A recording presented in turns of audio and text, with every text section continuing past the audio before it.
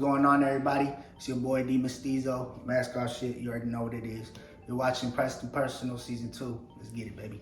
Born in 96, a product of gang banging. Been dodging the matrix, stay solid and maintaining. He playing the games, ain't he playing with Kane? Maybe I'm playing, but players play. Been gaining the fame lately, now I'm caught up in my ways. Trying to maintain, gotta put in work, smoke perp and observe change. Now I'm Tell us a little about yourself, where you're from, and how you discovered your passion for music. Originally born in California, Watsonville, California. Shout out to 831, you know how it goes. But moved out here to Vegas when I was about 5 years old. So grew up here. I know all my homies here, everybody here, family here, everything, you know. And then got started in music, actually just freestyling in school, you know how it goes. And then one of my friends actually, I played football with him, and he moved to South Dakota to go play college ball. And he came back, and he started making beats, and he hit me up. He was like, "Hey, let's get to work, bro. I'm starting to make beats." We got in the studio. I was like, "My dog." He came out with some fire, and I was like, "Bro, let's get it." He started hopping on beats too, and we got this whole mascot shit started. You know what I'm saying? Gonna be big one day. We just moving on, applying the mission. You know what I'm saying? And yeah, that's how it all started. I was about 18 years old, I think. All right, so the team recently checked out your West Side music video. I love the vibes on that song, but there was a lyric that stood out to me in the beginning where you say, "Born in 96, a product of gang banging." What are some of your experiences growing up in that lifestyle, and how does it translate to your music? I see, this all started from ever since the day I was born, you know what I'm saying? Born in 96, I was born in 1996. And my family, that's how it was over there. Where I'm from, Watsonville. It's all, you know how it is, blue, red, different sides, this side, that side. That's how it all was. And you know, my family's all connected one way, and it's like we got half of the family's this, half of the family's that. So I was literally like raised in the middle of that. You know what I'm saying? So just seeing all that and like going through it, it's been tough, but hey, we live and we learn, you know what I'm saying? Blood is always thicker than water though. That's the one thing that I really learned. And love for both sides, love for all sides, love for everything, you know what I'm saying? It's all, I'm trying to unite everything, unite everybody, you know what I'm saying?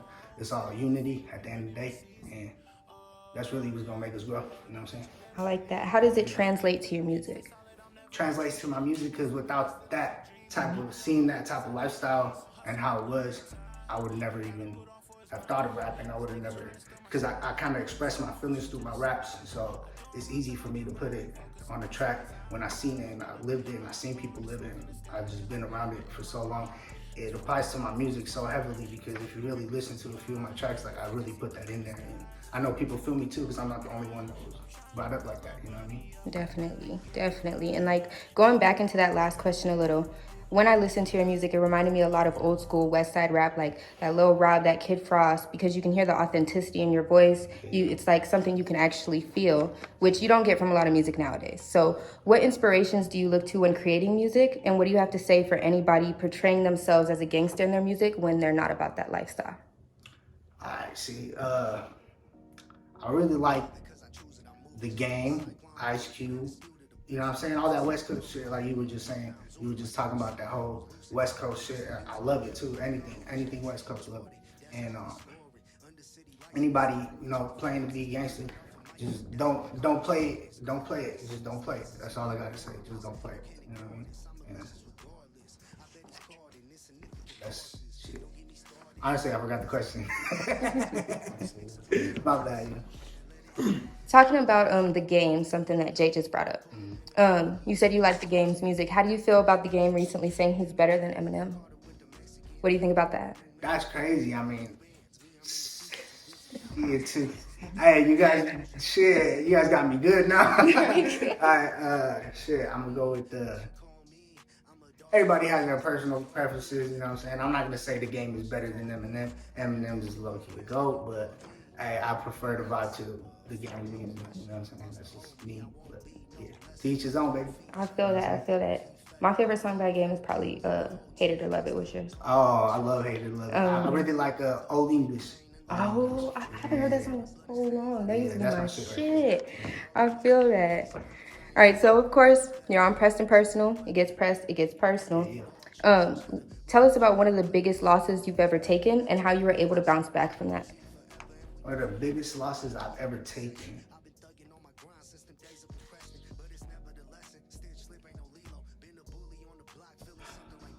Shit.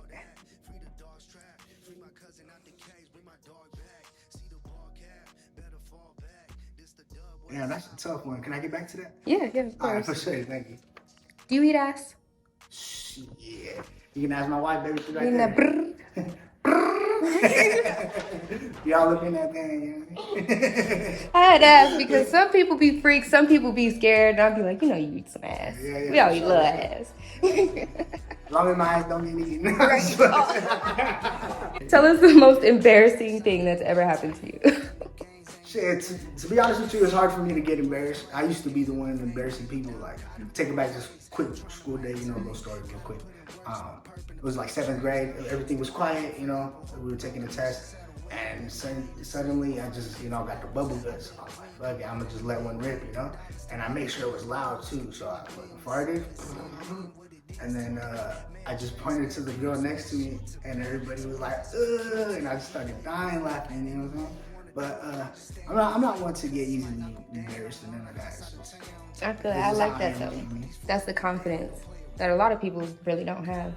So I know I'm not farting loud as fuck. You and your main homie having a friendly fade. Who's taking the L and who's taking the W? AKA, do them hands work? Oh, my hands work for sure, but the thing is, see, all my homies are like 6'4", 300 Oh, they so pounds. big. Yeah, you know what I'm saying? I'm like 5'6", like, you know what I mean? Come on. Somebody my size, easy work. 2 inch star, 3 inch star, 4 inch star, light work, but hey, not those linemen. You know, all my homies are linemen pretty much, you know what I'm saying? Oh yeah, because you said you play football. Yeah. See, okay, I feel it. But I appreciate the honesty. There's a lot of cap on this show. Yeah. People Unless be like, you yeah, kick I'll them take in the them. balls first, and then it's work, you know what I'm saying? Drop them to the floor. Name drop the worst artists in Vegas and tell us why they couldn't fuck with you in the slightest. Skip. I feel that. What's one of the biggest losses you've ever taken, and how are you able to bounce back from that?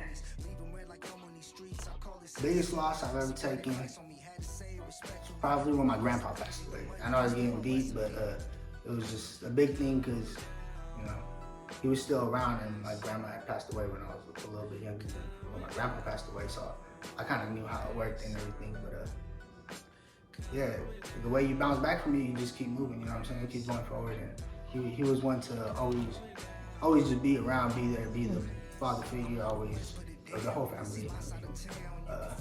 Pretty much everything I do is for those that are lost, you know what I'm saying? Feel that. Did you ever get the chance to listen to your music? Nah, he actually never did. I'm sorry to hear that. All right, your biggest op is right in front of you, just called you out publicly. What's your next move? Knocking him out. Easy. 1, Black 2. work. Mike Tyson? Heard. Eyebrows are killing me. No, and then we just got one more before we end this interview. It's very clear you're authentic, original, a true G to this game. Tell us about any upcoming singles, projects, or shows that you have coming up, and what's your next step to continue progressing your career? My next step and the next project I got coming is an album. It's 90% done. I'm ready to drop it as soon as I get these little twitches fixed in there. And you guys be on the lookout for that. It's called Day and Night. Shout out to my homie Elijah Quinn. He put in all the work for me. He do all the mix and mastering. I record at his place, his studio. You know what I mean? That's part of the mascot shit, baby. We got this shit rolling. And this album's gonna be crazy, I'm telling you. For all my Spanish speakers out there, I got a lot of Spanish music coming too.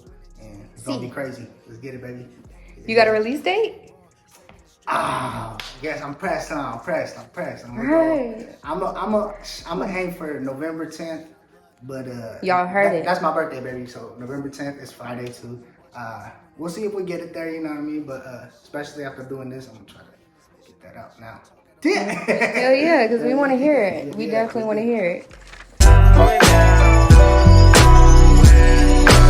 Born in 96, a product of gangbanging. Been dodging the matrix, stay solid and maintaining. He playing the games, ain't he playing with Kane? Maybe I'm playing, but players play. Been gaining the fame lately, now I'm caught up in my ways, trying to maintain. Gotta put in work, smoke perp and observe change. Now I'm coasting on a different level, hoping that the mission settle. Wake up every day the same, but fighting different devils. I bet I win, converting to made men, from dollars to millions, but problems continue in the city of sin being what it is today. Mad tricks, mad pimps, mad shit to pay, so we hustle for keeps every day of the week. Any way you wanna do it, dog, just stay on your feet, because